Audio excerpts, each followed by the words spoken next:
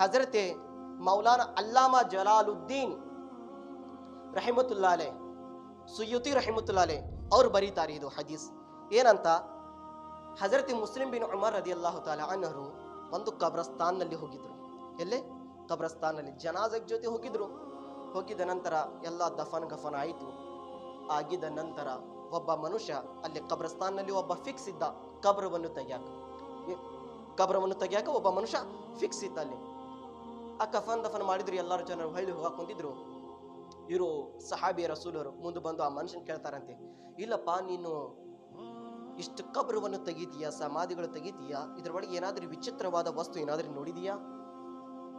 ಸಹಾಬಿ ರಸೂಲ್ ಪ್ರಶ್ನೆ ಮಾಡಕ್ ಕುಂತಿದ್ದಾರೆ, ವಿಚಿತ್ರವಾದ ಏನಾದ್ರೂ ವಸ್ತು ನೋಡಿದೀಯಾ? ಅವಾಗ ಅವ್ರು ಹೇಳ್ತಾರಂತೆ, ಒಂದು ನೋಡಿದ್ದೀನಿ ಒಂದು ಸಾರಿ, ಅದು ಇವತ್ತಿಗಾಗಿ ನಾನು ಯೋಚನೆ ಮಾಡಿದ್ರೆ ಅಳು ನನಗೆ ಬರ್ತೈತಿ, ಕಣ್ಣಿನಿಂದ ನೀರುವನ್ನು ಬರ್ತೈತಿ. ಏನ್ ನೋಡಿದೀಯಾ?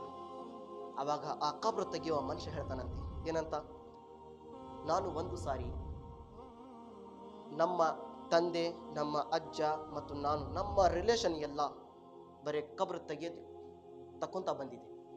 ನಮ್ಮ ಅಜ್ಜರು ಕಬರ್ ತೆಗಿತಿದ್ರು, ನಮ್ಮ ತಂದೆಯರು ಕಬರ್ ತೆಗಿತಿದ್ರು, ನಾನಿವತ್ತು ಅದೇ ಕೆಲಸ ಮಾಡಕ್ ಬಂದಿದ್ದೀನಿ. ಆದ್ರೆ ನನ್ನ ಲೈಫ್ನಲ್ಲಿ, ನನ್ನ ಇದು ಕೆಲಸನಲ್ಲಿ ನಾನು ನೋಡಿದ್ದೇನಪ್ಪ ಅಂದ್ರೆ, ಒಂದು ಸಾರಿ ನಾನು 2 ಕಬರ್ವನ್ನು ತೆಗೆದು ಎಲ್ಲ ಮುಗೀತು. 2 ಕಬರ್ ತೆಗ್ದಿದ ನಂತರ 3ನೇ ಕಬರ್ ತೆಗ್ಯಾಕ ಕುಂತೆ. ಇಚ್ಛೆ ಆಯ್ತು, ಅಡ್ವಾನ್ಸ್ ತೆಗಿದಿಡ್ತೀನಿ, ಯಾರಾದ್ರೆ ಬರ್ತಾರ, ಮತ್ತೆ ಯಾಕೆ ತೆಗಿಯೋದು? 2 ಕಬರ್ ಅಡ್ವಾನ್ಸ್ ತೆಗ್ದಿದ್ದಾನ, ಇನ್ನೊಂದು ಕಬರ್ ತೆಗಿಯುತ್ತ. ಅದು ಕಬರ್ ತೆಗಿಯೋದು ಮುಂಚೆ ಜಳ ಬರಾಕ್ ಕುಂತಿದ್ದೆ. ಜಳ 2 ಕಬರ್ ತೆಗ್ದಿದ್ಯಾ ಅಂತ ಅದು ಕಷ್ಟ ನನಗೆ ಬಂದಿಲ್ಲ. ಇದು 3ನೇ ಕಬರ್ ತೆಗಿಯಾಕ ಕುಂತಿದ್ದೇನೆ, ಆದ್ರೆ ಜಳ ಬರಾಕ್ ಕುಂತಿದ್ದೆ, ಬಹಳ ನನಗೆ ಕಷ್ಟ ಬರಾಕ್ ಕುಂತಿದ್ರ ಬಳಿ ತೆಗಿಯೋದು. ಆದ್ರೆ ಹೇಗಾರೆ ಮಾಡಿ ನಾನು ಕಬರ್ವನ್ನು ಮುಕ್ತಾಯ ಮಾಡಿದ, ಕರೆಕ್ಟ್ ಆಗಿ ತೆಗಿದ್ಯಾ. ತೆಗ್ದಿದ ನಂತರ ನಾನು ಸ್ವಲ್ಪ ಜಾಸ್ತಿ ಸುಸ್ತಾಗಿದ ನಂತರ ಒಂದು ಗಿಡ ತಳಗೆ ನಾನು ಆರಾಮಾಗಿ ಕುಂತ. ಹೇಗೆ ನಾನು ನಿದ್ದೆ ಬರಬೇಕು, ನಿದ್ದಿನಲ್ಲಿ ನಾನು ಏನು ನೋಡ್ತೀನಿ, ಆಕಾಶದಿಂದ ಬೆಳಕು, ಸುಂದರವಾದ ಬೆಳಕಿನಿಂದ 2 ಫರಿಷ್ಠೆಗಳು ಬಂದವು. 100 ಬೆಳಕು ಆಕಾಶನ ಬಂತು. ಒಬ್ಬ ಅಚ್ಚ ಕಡೆ ನಿಂತಿದ್ದ, ಒಬ್ಬ ಇಚ್ಚ ಕಡೆ ನಿಂತ. ಮೊದಲೇ ಕಬರ್ನಲ್ಲಿ ನಿಂತು ಹೇಳಿದ, ಬರೀ. ಇನ್ನೊಬ್ಬ ಫರಿಷ್ಠ ಹೇಳಿದ, ಏನು ಬರಿಬೇಕು? 10 ಮೀಲು ಉದ್ದ ಬರಿ, 10 ಮೀಲು ಅಗಲ ಬರಿ. ಮೊದಲನೇ ಕಬ್ರಿನಲ್ಲಿ ಹೇಳಕೊಂಡಿದ್ದಾರೆ ಅವರು. ಇದು ಮೊದಲನೇ ಕಬ್ರ ಏನಿದೆ, 10 ಮೀಲು ಉದ್ದ ಬರಿ, 10 ಮೀಲು ಅಗಲವನ್ನು ಬರಿ. ಆಯ್ತು, ಬರಿದ. ಮತ್ತು 2ನೇ ಕಬ್ರಿನಲ್ಲಿ ಬಂದ್ರು, ಬರಿ. ಏನು ಬರಿಬೇಕು? ಎಲ್ಲೇ ಮಠ ದೃಷ್ಟಿ ಹೋಗ್ತೈತಿ ಅಲ್ಲೇ ಮಠ ಕಬ್ರವನ್ನು ಅಗ್ಲ ಅಂತೂ ಬರೀ ನೀನು ಅಂತ ಹೇಳಿದ್ರು ಫರಿಷ್ಠೆಗಳು. 2ನೇ ಕಬ್ರದು ಎಲ್ಲೇ ಮಠ ದೃಷ್ಟಿ ಹೋಗ್ತೈತಿ ಅಲ್ಲೇ ತನಕ ಕಬ್ರವನ್ನು ಅಗ್ಲ ಆಗ್ಲಿ ಅಂತ ನೀ ಬರೀ 2ನೇ ಕಬ್ರನಿಂದ ಹೆಸರಿನಿಂದ ಅಂತ ಹೇಳಿದ್ರು. ಬರಿದ್ರು. 3ನೇ ಕಬ್ರನಲ್ಲಿ ಬಂದ್ರು. ಅಲ್ಲಾಹು ಅಕ್ಬರ್. 3ನೇ ಕಬ್ರನಲ್ಲಿ ಬಂದಿದ್ದ ನಂತರ ಪ್ರೀತಿಯ ಸಹೋದರ ಅವ್ರು ಹೇಳ್ತಾರಂತೆ, ಬರೀ ಏನು ಬರಿಬೇಕು? ನನ್ನ ಕೈಯಲ್ಲಿ ಇದು 2 ಬಳ್ಳಿನಲ್ಲಿ ಎಷ್ಟು ವ್ಯತ್ಯಾಸ ಇದೆ, ಅಗ್ಲ ಇದೆ, ಅದರ ಬರಾಬರಿ ಈ ಕಬ್ರಿನ ಜಗ ಬರಿ ಅಂತ ಹೇಳಿದ್ರು. ಅಲ್ಲಾಹು ಅಕ್ಬರ್. ಈ ಕೈನ 2 ಬಳ್ಳಿನ ವ್ಯತ್ಯಾಸ ಎಷ್ಟು ಅಗ್ಲ ಜಗ ಇದೆ, ಅದರ ಬರಾಬರಿ ಜಗವನ್ನು ಬರಿ. ಎಚ್ಚರಾದ. ಆಗಿದ ನಂತರ ನೋಡ್ತಾನಂತೆ, ಮೊದಲೇ ಒಂದು ಜನಾಜ ಬಂತು. 20 ಜನರು, ದೊಡ್ಡ ಯಾರು ಹಜರತ್ ಅಲ್ಲ, ಅಲ್ಲಾಮ ಇಲ್ಲ, ಯಾರು ಜೊತೆಗಿಲ್ಲ, 20 ಜನರು ಆ ಜನಾಜ ಜೊತೆ ಇದ್ರು. ತಗೊಂಡು ಬಂದ್ರು. ಬಂದಿದ ನಂತರ ಆ ಕಬ್ರ ತೆಗೆಯೋ ಮನುಷ್ಯ ಕೇಳ್ತಾನಂತೆ, ಯಾರು ನೀವು, ಯಾ ಜನಾಜ ಇದು? ಅವ್ರು ಹೇಳ್ತಾರಂತೆ, ಇಲ್ಲ, ಈ ಮನುಷ್ಯ ನಮ್ಮ ಊರವ, ಬಾಳ ಮೂತ್ಕ ಇದ್ದ, ಆದ್ರೆ ಜೀವನದಲ್ಲಿ ಬಡತನದ ಜೀವನ ಮಾಡ್ತಿದ್ದ. ಎಂತ ಜೀವನ ಅಂದರೆ, ಇವು ಯಾವತ್ತು ಜೀವನದಲ್ಲಿ ಹರಾಮಿನ ದುಡ್ಡನ್ನು ತಿಂದಿಲ್ಲ, ಹರಾಮಿನ ದುಡ್ಡು ತಿಂದಿಲ್ಲ. ನಮಾಜನ್ನು ಮಾಡ್ತಿದ್ದ, ಎಷ್ಟು ದುಡಿತಿದ್ದ ಅಷ್ಟರ ಮೇಲೆ ಜೀವನ ಮಾಡೋದು ಪ್ರಯತ್ನ ಮಾಡ್ತಿದ್ದ. ಜಿಕ್ರು ಅಸ್ಕಾರವನ್ನು ಮಾಡ್ತಿದ್ದ. ಈ ಮನುಷ್ಯ ಆ ರೀತಿ ಜೀವನ ಕಳೆಯುವುದು ಇವತ್ತು ಮರಣ ಹೊಂದಿದ್ದಾನೆ.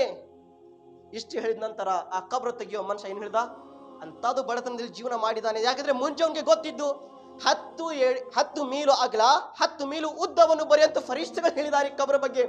ಅವಿದು ಮಾತು ಇವನು ಜನಾಜ ಬಗ್ಗೆ ಬಂದಿದೆ. ಅಂದಿದ ನಂತರ ನಾನು ಏನ್ ದುಡ್ಡು ತಗೊಂಡಿದ್ದೆ, ಆ ದುಡ್ಡು ತಗೊಳ್ದಿಲ್ಲ, ನಾನು ಮಾಫ್ ಮಾಡಿಬಿಟ್ಟಿದ್ದೇನೆ, ನಾನು ದುಡ್ಡು ತಗೊಂಡಿಲ್ಲ. ದಫನ್ ಗಫನ್ ಮಾಡಿದ್ರು ಮತ್ತು ಹೊಂಟಿ ಹೋದ್ರು. 2ನೇ ಜನಾಜ ಬಂತು. 2ನೇ ಕಬ್ರದು 6 ಜನರಿದ್ದಾರ. ಎಷ್ಟು? ಬರೀ 6 ಜನರು ಆ ಜನಾಜ ಜೊತೆ ಬಂದಿದ್ದಾರೆ. ಅವ್ರು ಕೇಳ್ತಾರಂತೆ, ಯಾರು ನೀವು, ಎಲ್ಲಿಂದ ಬಂದಿದ್ದೀರಾ, ಈ ಜನಾಜ ಯಾರ್ದು? ಅವ್ರು ಹೇಳ್ತಾರಂತೆ, ನಮ್ಗೆ ಗೊತ್ತಿಲ್ಲ, ಪ್ರವಾಸ ಮಾಡಿಕ ಮನುಷ್ಯ ಬಂದಿದ್ದ, ಭಿಕ್ಷೆ ಬೇಡ್ಕೊಂತ ಮಸೀದ ಮುಂದು ಸತ್ತಿದ್ದ, ಅದಕ್ಕೆ ನಾವು ಎಲ್ಲರೂ ಚಂದವನ್ನು ಮಾಡಿ. ನೋಡ್ರಿ, ನಾವು ಎಲ್ಲರೂ ಚಂದವನ್ನು ಮಾಡಿ ಕಫನ್ ಎಲ್ಲ ತರಹದ ಸಾಮಾನು ತಗೊಂಡು ಇವನ್ ಜನಾಜ ವ್ಯವಸ್ಥೆಯನ್ನು ಮಾಡಿದ್ದೇವೆ. ಇವತ್ತು ನಾವು ತಗೊಂಡು ಬಂದಿದ್ದೇವೆ. ಆ ಜನಾಜ ಏನ್ ತಗೊಂಡು ಬಂದಿದ್ರು, ಮುಸಾಫಿರ್, ಯಾರು ರಿಲೇಷನ್ ಗೊತ್ತಿಲ್ಲ, ಆ ರಿಲೇಷನ್ ಗೊತ್ತಿಲ್ಲಾರ್ದು ಜನಾಜ ಬ್ಯಾರೆ ಇರಲ್ಲ, ಅಲ್ಲಾ ರಬ್ಬುಲ್ ಇಜ್ಜತನ ವಲಿಯ ಕಾಮಿಲ್ ಆಗಿ ಬಂದಿದ್ರಂತೆ. ಅವರು ವಲಿಯ ಕಾಮಿಲಿನ ಜನಾಜ ಬಂದಿದೆ. ನೋಡ್ರಿ, ವಲಿಯ ಕಾಮಿಲ್ ಜನಾಜಲ್ಲಿ ಎಷ್ಟು ಮಂದಿ ಇದಾರ? ಬರೀ 6 ಮಂದಿ ಅದಾರ. ಬರೀ 6 ಮಂದಿ. ಆ ಜನಾಜ ತಗೊಂಡು ಬಂದ್ರು, ದಫನವನ್ನು ಮಾಡಿದ್ರು. ಮಾಡಿದ ನಂತರ ಹೊಳ್ಳಿ ಹೋದ್ರು. 3ನೇ ಕಬರ್ ಬಗ್ಗೆ ಯೋಚನೆ ಮಾಡಕ್ ಕುಂತಿದ್ದ. ಮೊದಲೇ ಕಬರು 10 ಮೀಲು ಅಗ್ಲ, 10 ಮೀಲು ಉದ್ದವನ್ನು ಮಾಡ್ರಿ ಅಂತ ಹೇಳಿದ್ರು. 2ನೇ ಕಬರು ಎಲ್ಲೇ ಮಠ ದೃಷ್ಟಿ ಹೋಗ್ತಿದ್ದೆ ಅಲ್ಲೇ ಮಠ ಇದು ಕಬರವನ್ನು ಅಗ್ಲ ಆಗ್ಬೇಕು ಅಂತ ಹೇಳಿದ್ರು. 2 ಜನಾಜ ದಫನ್ ಆದ್ರು. 3ನೇ ಜನಾಜ ನೋಡ್ರಿ, ಈ ಕೈ ಬರಳಿ ಎಷ್ಟು ವ್ಯತ್ಯಾಸ ಆಗ್ಲಾ ಇದೆ, ಅದರ ಪ್ರಕಾರ ಕಬರವನ್ನು ಬರೀರಿ ಅಂತ ಫರಿಷ್ಠೆ ಹೇಳೋಗಿದ್ದಾರೆ. ಯೋಚನೆ ಮಾಡ್ಕೊಂಡು ನಿಂತಿದ್ದ, ಯಾರ್ದು ಜನಾಜ ಬರ್ತೈತಿ, ಯಾರ್ದು ಜನಾಜ ತಗೊಂಡ್ ಬರ್ತಾರ. ನೋಡಿದ ನಂತರ ಏನ್ ನೋಡ್ತಾನ, ಎಲ್ಲಾ ಜನರು ಒಂದು ಜನಾಜ ತಗೊಂಡ್ ಬರತಾರೆ. ನೋಡಿದ್ರೆ ಇಡೀ ಊರು ಅವ್ರ ಜನಾಜ ಜೊತೆ ಬರಾಕ್ ಕುಂತಿದೆ. ಇಡೀ ಊರು ಬರಾಕ್ ಕುಂತಿದ ಜನಾಜ ಜೊತೆ. ಹೇಗಲ್ಲ ಒಂದು ದುಂಬವನ್ನು ಕೊಡಾಕ ಜಗ ಇಲ್ಲ, ಬರಬ್ಬರಿ ಕಂಬವನ್ನು ಕಟ್ಟಿ ಎಲ್ಲಾರು ಒಂದಕ್ಕಿಂತ ಒಂದು ಕೊಡ್ಕೊಂಡು ಬರತ್ತಾರೆ. ಯಾವ ಮನುಷ್ಯನ ಜನಾದ ಬರೀ ಇಷ್ಟ ಅಗ್ಲ ಇದೆ. ಅಲ್ಲಾಹು ಅಕ್ಬರ್, ಇಷ್ಟ ಅಗ್ಲ ಇದೆ. ತಗೊಂಡು ಬಂದ್ರು. ಇದು ಯಾ ಜನಾಜ? ಇದು ಯಾರ್ದು ಜನಾಜ? ಇದು ರಾಜ್ಕುಮಾರ್, ಅತಿ ದೊಡ್ಡ ನಮ್ಮ ಊರಿನಲ್ಲಿ ಶ್ರೀಮಂತ ಇದ್ದ. ಅಕ್ಕಿದ ಹೆಂತಿನ ಜನಾಜ. ಅಕ್ಕಿದ ಹೆಂತಿನ ಜನಾಜ ಇದು. ಹಿಂದಿನಿಂದ ಬ್ಯಾರೆ ಒಬ್ರು ಹೇಳಿದ್ರು, ಏನೇ ಹೆಂತಿ, ಅಷ್ಟು ದೊಡ್ಡಕ್ಕೆ ಶ್ರೀಮಂತರ ಆಗಿದ್ರೆ ಆಕಿ ಬೇಪರ್ದ ಇದ್ಲಕ್ಕಿ, ಬೇ ಹಯ್ಯ ಇದ್ರೆ ಹರಾಮ್ ಇದ್ಲಕ್ಕಿ. ಜನರು ಹೇಳಕೊಂಡಿದ್ದಾರೆ, ಬೇಪರ್ದ, ಅಷ್ಟು ದೊಡ್ಡ ಶ್ರೀಮಂತನ ಆಗಿ ಆಕಿ ಬೇಪರ್ದ ಇಡ್ಲಕ್ಕಿ, ಪರ್ದ ಮಾಡ್ತಿದ್ದಿಲ್ಲ ಆಕಿ, ಬುರ್ಕ ಹಾಕ್ತಿದ್ದಿಲ್ಲ ಆಕಿ.